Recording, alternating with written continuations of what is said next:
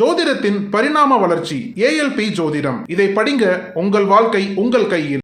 அனைவருக்கும் வணக்கம். ALP astrologer doctor சாந்தி தேவி ராஜேஷ்குமார். இந்த நாள் இனிய நாளாக அமைய வாழ்த்துக்கள். நம்ம இன்னைக்கு ஒரு முக்கியமான ஆலயத்தை பற்றி தாங்க பார்க்க போகிறோம். வழிபாட்டு ஸ்தலம். இந்த ஆலயத்தை பற்றி சிறப்புகளை முதல்ல பார்த்துடலாம். அப்புறம் நம்மளுடைய தேவைகளுக்கு என்ன மாதிரி தேவைகளுக்கு இந்த ஆலய வழிபாடு அப்படிங்கிறது சிறப்பை தரும் அப்படிங்கிறத பார்க்கலாம். பொதுவாக இந்த காஞ்சிபுரத்தில் இருக்கக்கூடிய கச்சபேஸ்வரர் ஆலயத்தை பற்றி தான் இன்றைக்கி நம்ம பார்க்க போகிறோம். இந்த கச்சபேஸ்வரர் ஆலயம் எப்படிங்க? இந்த கச்சபம் அப்படின்னா என்ன அப்படின்னா ஆமை அப்படின்னு அர்த்தம். அந்த ஆமையினுடைய தன்மைகளை சரி செய்த ஈசன் அப்படின்னு சொல்லுவாங்க. இந்த ஆமையினுடைய தன்மை என்னன்னா, திருப்பார்கடலை தேவர்கள் கடையும் போது அந்த திருப்பார்கடலை மந்திர மலையை மத்தாக கடைஞ்சாங்க இல்லையா? அந்த மந்திர மலை திருப்பார்கடலில் மூழ்க ஆரம்பிக்கும் போது அங்கே மகாவிஷ்ணு அவதாரம் எடுத்து அதை என்ன பண்ணுறாரு, அந்த ஆமை அவதாரம் எடுத்து அந்த மந்திர மலையை அப்படியே தாங்கி பிடிக்கிறார். அந்த ஆமை அவதாரத்தினுடைய அந்த பெயர் அப்படிங்கிறது கச்சபம், அப்படின்னா ஆமைன்னு அர்த்தம். அப்போ அந்த ஆமை அவதாரத்திற்கு அப்புறம் அந்த மந்திரமலையை கடையிறாங்க. திருப்பார்கடல்லேருந்து அமிர்தம் வருது. அந்த அமிர்தத்தை எடுத்ததுக்கப்புறம் அந்த ஆமைக்கு ஒரு கர்வம் வந்ததாம்மா, நம்ம மலையை தாங்கி படித்ததுனால தான் அமிர்தம் கிடைச்சது அப்படின்னு. அதில் ரொம்ப சந்தோஷத்தில் அதில் கடலில் துள்ளி குதிக்கும்போது அந்த கடலினுடைய தன்மைகள் சீற்றங்கள் தாழாமல் தேவர்கள்லாம் பயந்து போயிட்டாங்க. உடனே ஈசன்கிட்ட போய் சொல்கிறாங்க. அந்த ஈசன் என்ன பண்ணுறாரு, அந்த ஆமையினுடைய அந்த தன்மைகளை மகாவிஷ்ணு ஆமை வடிவத்தில் இருந்து அந்த ஆணவம் அப்படிங்கிற அந்த ஓட்டை போர்த்தி இருக்கிறதுனால அந்தனுடைய அகந்தையை அகற்றின ஈசனாக இங்கே வீற்றிருக்கிறார் அப்படின்னு சொல்லலாம். அப்போ தலைக்கணத்தோட யாரெல்லாம் தவறுகள் இழைத்து பிரச்சனைகளை சந்தித்து கொண்டிருக்கிறாங்க, நிறைய பேருக்கு தெரியும் இல்லையா? அவங்களுடைய மனசாட்சிப்படி நான் தான் தப்பு பண்ணேன், நான் பேசுனது சரியில்லை, நான் கொஞ்சம் இறங்கி போயிருக்கணும் அப்படின்னு தன் தவறை உணர்ந்து திருந்தணும் அப்படின்னு நினைக்கிறவங்க இந்த ஆலயத்திற்கு உங்களுடைய தலைக்கணத்தை இறக்கி வைப்பதற்கு சரியான இடம் அப்படிங்கிறது தான் இந்த கச்சபேஸ்வரர் ஆலயம் அப்படின்னு சொல்லலாம். அடுத்து, இந்த தீராத தலைவலியினால் யாரெல்லாம் அவஸ்தைப்படுறாங்களோ, அடிக்கடி தலைவலி வருது, ஒத்தை தலைவலி இருக்குது, எனக்கு ஒரே டென்ஷனாக இருக்குது, மண்டை சூடாகுது அப்படின்லாம் சொல்லுவாங்க இல்லையா? அந்த மாதிரியான அந்த உஷ்ணத்தின் தாக்கத்தை அதிகமாக சந்திப்பவர்களுக்கும் அந்த கச்சபேஸ்வரர் வழிபாடு அப்படிங்கிறது ரொம்ப சிறப்பான பலன்களை தருங்க. இந்த தலைவலியில் அவஸ்தைப்படுறவங்க அவங்க மாவிளக்கு ஏந்தி வழிபாடு பண்ணுறாங்க, மாவிளக்கு தீபம் போட்டு அவங்க வழிபாடு பண்ணுறாங்கன்னா அந்த தலைவலி அப்படிங்கிறது அவங்களுக்கு குணமாகும்.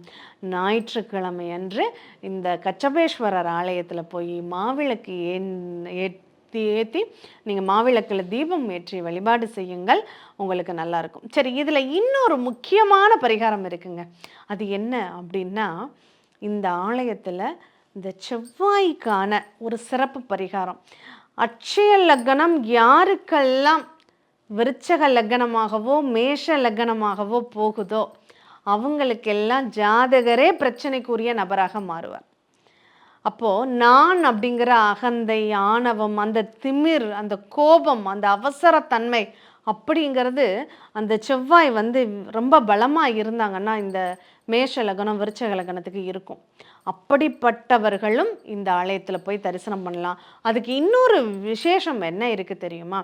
செவ்வாயினுடைய பரிகார ஸ்தலமாகவும் இந்த கச்சபேஸ்வரர் ஆலயம் இருக்குது அப்படின்னு தாங்க சொல்லணும். எப்படி? இந்த செவ்வாயினுடைய அதிதேவதை யார்? முருகப்பெருமான் இல்லையா?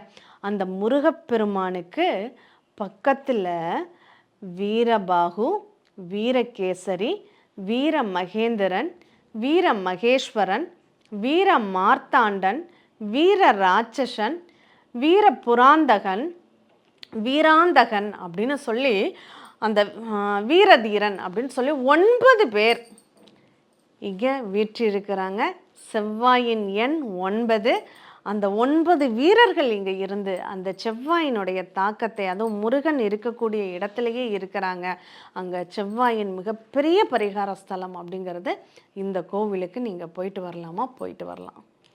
உங்களுடைய பூர்வ புண்ணிய கர்மாவால் ஏற்பட்ட இந்த செயல்கள், நம்ம அவ்வளோ அகங்காரமாகவும் அவ்வளோ கர்வமாகவும் அவ்வளோ அகந்தையாகவும் இருக்கிறோம் அப்படின்னா அதுக்கு காரணம் என்ன? நாம் செய்த செயல்களினுடைய வினைப்பயன்கள் கிரகங்கள் அந்த இடங்கள்ல அமைஞ்சு நம்மளை அப்படி மாற்றிருக்கு. அப்போ அந்த வினைப்பயனை கழிப்பதற்கு நம்ம என்ன பண்ணணும்? இந்த கச்சபேஸ்வரர் ஆலயத்தில் போய் அந்த கச்சபேஸ்வரரை வில்வ தலங்களால் அர்ச்சனை செய்து, அந்த கச்சபேஸ்வரர் இன்னொரு விசேஷம் என்ன, யாருக்கெல்லாம் அந்த செவ்வாயினால் திருமண தடை இருக்குது, செவ்வாய் தோஷத்தினால நான் பாதிக்கப்பட்டிருக்கேங்கிற வார்த்தைகளை சொல்கிறாங்களோ அவங்கெல்லாம் இந்த ஆலயத்துக்கு கட்டாயம் போங்க. அங்கே அம்பாளும் ஈசனும் என்ன பண்ணுறாங்க, அங்கே திருமண கோலத்தில் காட்சி தர்றாங்க. அப்போது பழமையான வரலாற்று ஆலயம் அப்படிங்கிறது இது சொல்லலாம். எத்தனாவது நூற்றாண்டுகளில் இது உருவானது பாருங்கள். எப்போ மந்திரமலையை எப்போ அவங்க கடைஞ்சாங்க, அந்த திருப்பார்கடலை எப்போ கடைஞ்சாங்க, அமிர்தத்தை எடுத்தாங்க. அந்த காலத்திலிருந்து இங்கே வந்து இந்த ஈசன் வந்து கச்சபேஸ்வரராக இங்கே தரிசனம் தர்றாரு. அப்போ அதை உணர்த்தக்கூடிய நம்மளுடைய ஆணவம், அகங்காரம், நான் என்ற அகந்தையை, கர்வத்தை ஒடுக்கக்கூடிய ஒரு ஆலயமாக இது இருக்குது.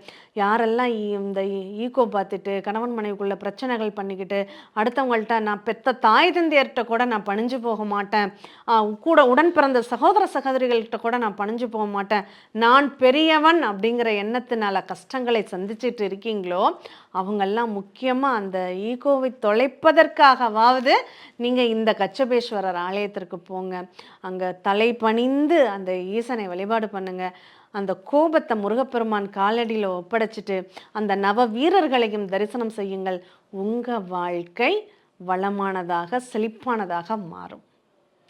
நன்றி. மீண்டும் இனியதொரு ஆலயத்தில் சந்திப்போம். சித்தர் பூமி.